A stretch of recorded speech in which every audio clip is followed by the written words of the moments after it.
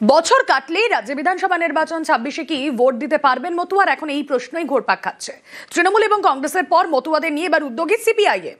মতুয়া কাটায় প্যাচে পদ্ম শিবির।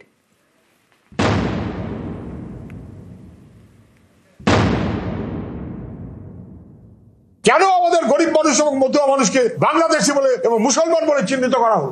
এটা বিজেপি রাজনৈতিক মনোভাবে চলেছে। যারা এখানে বছরের পর বছর ধরে আছেন, যারা এই রাজ্যের মানুষ, তাদেরকে অস্বস্তির মধ্যে, বিপদের মধ্যে ফেলার কোনো প্রচেষ্টা হলে আমরা সেটা মানব না।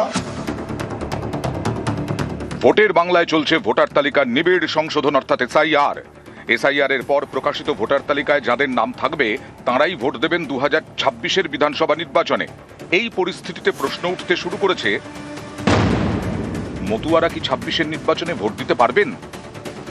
বাংলাদেশ থেকে আসা মতুয়াদের নাগরিকত্ব দিতে সিএএ চালু করেছে কেন্দ্রীয় সরকার, কিন্তু পরিসংখ্যান বলছে মতুয়াদের অনেকেই সিএএ এর অধীনে নাগরিকত্বের আবেদন করলেও এখনো ভারতের নাগরিকত্ব পাননি। 40 লক্ষের বেশি মতুয়া সিএএ তে আবেদন করেছেন। গত বছর থেকে 50,000-এর বেশি মতুয়া সিএএ তে আবেদন করেছেন। এর মধ্যে 400 জন ভারতীয় নাগরিকত্বের সার্টিফিকেট পেয়েছেন। অর্থাৎ অনেকেই আবেদন করেছেন কিন্তু ঝুলে রয়েছে, নাগরিকত্ব এখনো পাননি। এরই মাঝে মতুয়াদের উদ্বেগ বেড়েছে সুপ্রিম কোর্টের মন্তব্যে। শীর্ষ আদালত জানিয়ে দিয়েছে, আগে নাগরিকত্ব পেতে হবে, তারপরেই ভোটারের মর্যাদা মিলবে।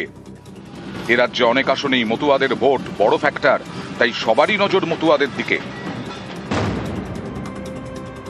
এই কার্ডটা কারা কারা কিনেছেন হাত তুলুন তো 100 টাকা করে।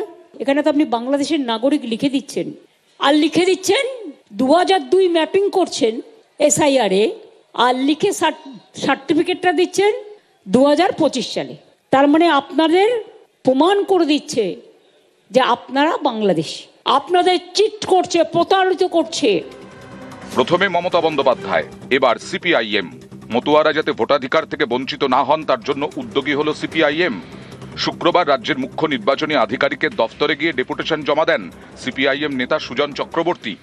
1,20,00,000 রোহিঙ্গা এবং বাংলাদেশি মুসলমান এই নামের তালিকা দিক বিজেপি। কেন আমাদের গরিব মানুষ এবং মতুয়া মানুষকে বাংলাদেশি বলে এবং মুসলমান বলে চিহ্নিত করা হলো? কেন তাদেরকে রোহিঙ্গা বলে চিহ্নিত করা হলো? কে করতে বলেছিল? এটা বিজেপি রাজনৈতিক মনোভাবে চলেছে।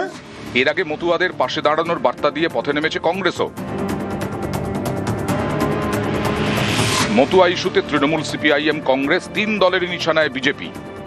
যারা এখানে বছরের পর বছর ধরে আছেন, 25, 30, 40, 50 বছর, যারা এই রাজ্যের মানুষ, তাদেরকে অস্বস্তির মধ্যে, বিপদের মধ্যে ফেলার কোনো প্রচেষ্টা হলে আমরা সেটা মানব না। কেন্দ্রীয় সরকার যে আইন করেছে তাতে 2014 সালের 31শে ডিসেম্বর পর্যন্ত যারা আসবেন তারা ডিমড সিটিজেন। যারা ডিমড সিটিজেন 14 আগে এসেছেন, ভোট দিয়েছেন, তাহলে কোন যুক্তিতে তারা ভোটার এই অধিকার থেকে বঞ্চিত হবেন? কারণ নাগরিকত্ব যাদের দেখার তারা দেখুন, কিন্তু যে মানুষ 24-এ ভোট দিয়েছেন, 21-এ ভোট দিয়েছেন, 19-এ ভোট দিয়েছেন, 14 আগে ভোট দিয়েছেন, তাদের কাগজের বিড়ম্বনায় ফেলা যাবে না। এদের নিঃশর্তভাবেই ভোটার তালিকায় নাম রাখাটা জরুরি। মতুয়া সহ সমস্ত বাংলাদেশি নিপীড়িত হিন্দু উদ্বাস্তু যারা ধর্মীয় কারণে ওখানে মুসলমানদের কাছে মার খেয়ে এবারে পালিয়ে এসেছেন, তারা সবাই এদেশের নাগরিকত্ব পাবেন, এদেশের ভোটার হবে। এই কথা আমরা বুক ঠুকে বলেছি এবং বুক ঠুকে বলবো। নিউজ 18 বাংলা।